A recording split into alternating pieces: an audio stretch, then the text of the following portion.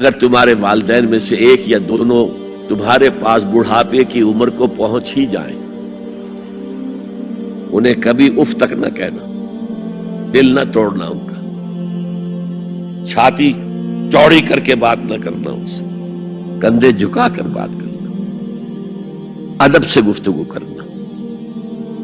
قل لہما قولا کریما واخفض لہما جناح الذل من الرحمہ، اپنے کندھوں کو جھکا کر رکھنا، اور پھر کہنا، اللہ سے دعا کرنا، رب ارحمہما کما ربیانی صغیرا، پروردگار میرے ان والدین پر رحم فرمائی ہو جیسے کہ انہوں نے مجھے پالا تھا جبکہ میں چھوٹا سا تھا۔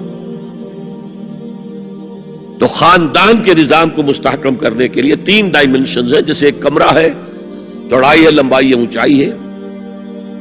پہلے تو شوہر اور بیوی کے درمیان بانڈ آف لو، اب یہ شوہر اور بیوی پیرنٹس بن گئے ہیں، والدین بن گئے، اولاد آ گئی۔ سیکنڈ ڈائمنشن ایڈ ہو گئی، ادب، عزت، اور بہن بھائی ہے اخوت، جس کو کہ وہ کہہ رہا ہے جی ویلز بھی فریٹرنٹی، خاندان کا ادارہ مستحکم۔ یہاں ایک نقطہ اور بیان کر دوں، لیگل لیول پر بیوی کے حقوق کم ہیں شوہر کے زیادہ، الرجال قوامون علی النساء، سیدھی سیدھی بات ہے، اور ہمیں ڈٹ کر کہنا چاہیے یہ، اس سے زیادہ معقول بات کوئی نہیں ہے۔ کسی ادارے کے 2 سربراہ برابر کے اختیارات والے نہیں ہو سکتے، لیکن اخلاقی طور پر جو ماں کا حصہ ہے، باپ کا حصہ اس سے 1/3 ہے۔ قرآن مجید میں آیا ہے نا، حملته امه وهنا على وهن وفصاله في عامين ان اشكر لي ولوالديك، اسے اٹھائے رکھا اس کی ماں نے، لہذا اس کا حق 3 گنا زیادہ ہے باپ سے۔ ایک صحابی حضور سے پوچھتے ہیں، حضور میرے حسن سلوک کا اولین مستحق کون ہے؟ فرمایا تمہاری والدہ۔ پھر پوچھا ان کے بعد کون؟ پھر کہا تمہاری والدہ۔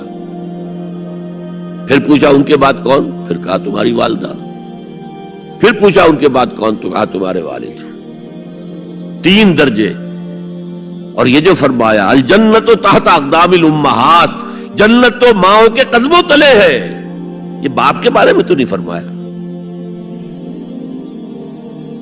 یہ ہے ایکویشن، بیلنس۔ اسلام قسط کی بات کرتا ہے، انصاف کی بات نہیں کرتا۔ انصاف تو یہ کہ آدھی روٹی ادھر دے دو، آدھی ادھر دے دو، انصاف ہے، یہ اچھی چیز ہے۔ یہ قسط یہ ہے کہ بوجھ اٹھانا ہے تو جو زیادہ قوی ہے اس کو زیادہ بوجھ دو اٹھائے، اور جو کمزور ہے اسے کم بوجھ دو، یہ قسط ہے۔ تو اسلام نے عورتوں پر ذمہ داریاں کم رکھی، ان کے اختیارات کم رکھے، لیکن اولاد پر حق ماں کا 3 درجے فائق رکھا۔